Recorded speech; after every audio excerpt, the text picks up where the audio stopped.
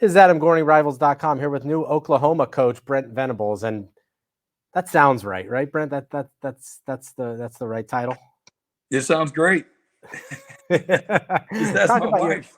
right. A lot of guys had their classes all wrapped up and didn't have much going on today. You were very busy. Looks like you finished, with 4 new guys. Were you expecting the day to be as busy as it was and as productive as it was? Yeah, hoping it gets a little busier even here as we finish out the day. Be honest. Yeah, we did. Obviously we've signed 31 guys, and hopefully we'll sign a few more guys here from between tonight and the end of the spring. Thought that again, just under the circumstances, we had some guys get into the portal through the mess that we had there at the end of the season, and transitionally, that's what you're seeing. With no reason to pause and just the fluidity of it, that's going to happen. More now than ever. So, really wanted to be aggressive. And both finding the right high school guys. Would like to be a developmental program and have some longevity, as you develop young people in your program. The continuity and the consistency can give you the type of stability that you need to win, sustain success. And but at the same time, when you have the gaps in your roster that we certainly did, I think it's important that you respond the right way. And in the portal gives you some opportunities to quickly close a gap, if you will. And so we were able to do that with 9 transfers, and hopefully we'll get a few more again by the end of the spring. You get the job, and from a recruiting perspective, like you said, guys hit the portal and leave, and there's a whole lot for you to do. What were those first few weeks like, just trying to stabilize the ship and then move forward and start adding pieces? Yeah, for me, it was obviously as everybody that's been a part of you're getting a new coach. You got a lot of things that you're doing at once.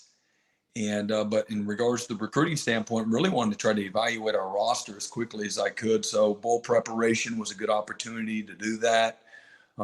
Leaning on coaches rather that are still that we kept. We kept a number of guys on offense: Cale Gundy, DeMarco Murray, Joe John Finley, Bill Beedenbow. So we had a good group of people. Our Drew Hill, our director of player personnel, was obviously still here. We kept him on as well, and to try to get a pulse of where we needed some help, immediate help, and then maybe what some of the young talent looked like. And so all those things combined, and then find out who's still available, high school wise. And as we know, even up to as we speak, there's guys just still jumping in the portal. And so you got staying on top of that. So we've here just whatever it was about 10 days ago, we were able to finish our staff from a full-time standpoint, all of our positions. And so everybody has connections, and we want to have everybody have an opportunity to evaluate and recruit and figure out what the best way to go about, again, solidifying the roster, both in the short term and the long term. I really felt excellent that we were able to do that. Some areas that we had to address. So obviously at quarterback, we were able to pick up Dylan Gabriel right away when we knew that we had to make a decision. And he brings tremendous experience and tremendous. I'd find it hard to argue that there may not be a more productive guy in the transfer portal than Dylan Gabriel. 8,000 yards, 80 touchdowns, 27 starts. He's a winner, just a tremendous leader, and somebody that we're really excited about, leading that offense. We've always been able to score points here at Oklahoma, so we added a few guys at skill, both receiver and the running back, but had to use the portal, some tight end, and some offensive line, and then on the flip side of the ball, really the portal, we were able to find some guys at both inside and outside on the defensive line. At linebacker and certainly in the secondary, really needed to shore up some depth issues in the secondary, and we were able to do that. But I'm incredibly excited about the experience and the physicalness that we're able to address in the portal, the experience again that Dylan Gabriel brings us. But man, we signed 22 high school kids that, man, I'm just doing backflips over. We got length, we got speed, we got the top guy out of the state of Oklahoma. We hit 13 states with our class, and just again. We hit every position, on our roster. Got really good quality walk-ons in the kicking game, and with 2 quarterbacks, 2 running backs, and 4 offensive linemen, 3 tight ends, and 2 receivers, and then 4 D tackles, 2 D ends, 3 defensive ends actually, 4 linebackers, and 2 safeties and 4 corners. So really excited about the depth at positions, the positions of need that we were able to bring in, not just the talent, but the talent with the character and the type of young people that they are. And you're really trying to find guys that have some stick-to-itness to them, so have some toughness, guys that have a loyalty as far as their DNA. Again, there's just trying to find the right people that understand and embrace the grind. They know that it's a journey, that they recognize. They go back and they look at the 13, 14-year-old version of themselves. Most of these guys, when they're making college decisions, they're not even shaving yet. Yeah. And a lot of them haven't gone on a date. They don't even have a driver's license. I'm talking to mamas right now that, okay, when do I need to get the driver's license? You're like, these guys they're not anywhere close to their maturation. And so trying to help create a vision for them early in recruiting, I think is incredibly important to, so if they have a vision that it's that everybody, it's real popular now. Oh, for the next 3 years, instead of saying the next 4 to 5 years, because to me, as a parent, as a coach, as a dad, as somebody that's experienced and knowing that, this is a developmental game. The more you play, the better you get. And that's why those 4th and 5th year players are so valuable in your roster. And most guys will play their best football that 4th and that 5th year. And if they have an opportunity to play in the NFL, man, you get one chance to go in the NFL, man. So you get one chance to play one of the toughest games at the very toughest level. You get one chance to make an impression, man. Make it, give yourself the best chance to be as equipped as you possibly can be. Get all the football, all the maturing that you can. Get all the education that you can. This is a young man's game. You can't play the game forever. You better be focused on what's next, and that development piece too. Going into to college, man. That's where you get in. Return on investment. Yeah, there's a football piece to it that's incredibly important, Adam. But I think understand the real return on investment is my holistic development. My development as a husband, as a father, as a believer, as a leader. I'm going to be in my community. I'm going to be, the head of a household, and just making sure that you equip yourself completely and totally in every possible way, and get all of it that you can. And it should be a fun time too. I don't know what everybody's in such a hurry for. Like, the real world is tough, man.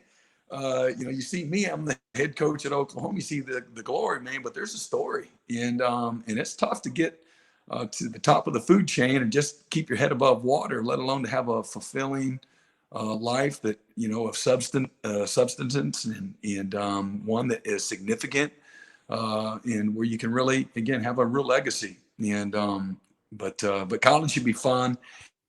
And so we want to try to provide an environment that, focuses on that holistic piece as much as we can. We want to attract guys that value education and value relationships.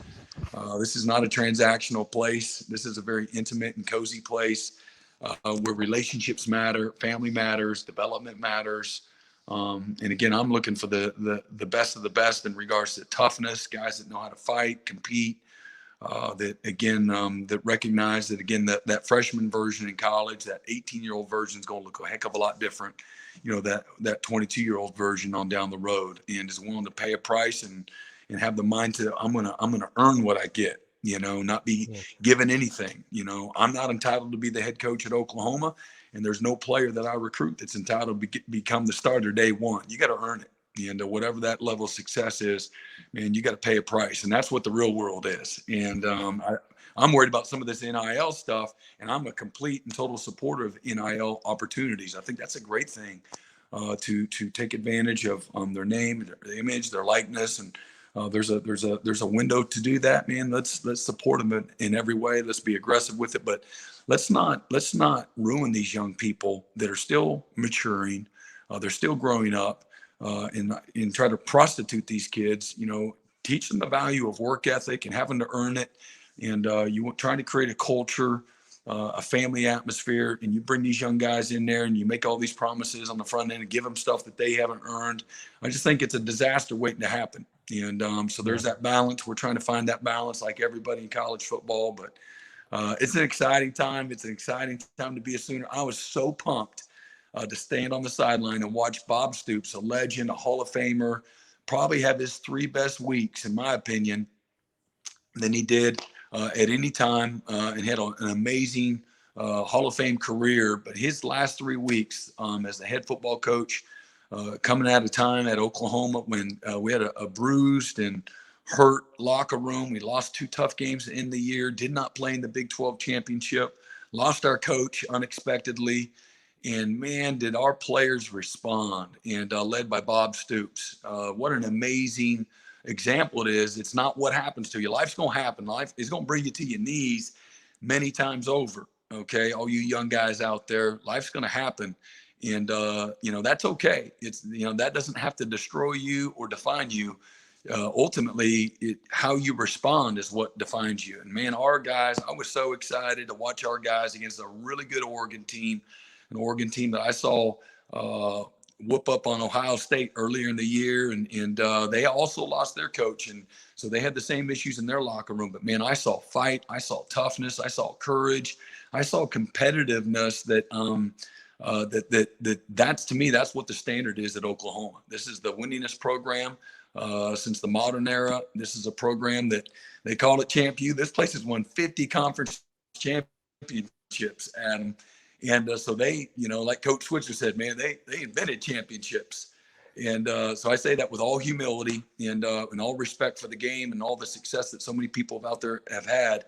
But man, I was really proud, excited, humbled, anxious to get a chance to get my hands on these guys watching when they're at the top of their game, when they had a Game 7 mentality. Man, they responded in every way you would ever want them to, and led by Bob Stoops.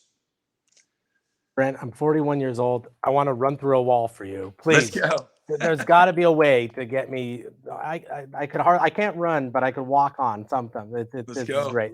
One last question for you, Brent. Are you going to wear the neon hat like you did at Clemson? Because I loved that look. It was a great look. And are you going to have a get back coach? Because I think you might need one.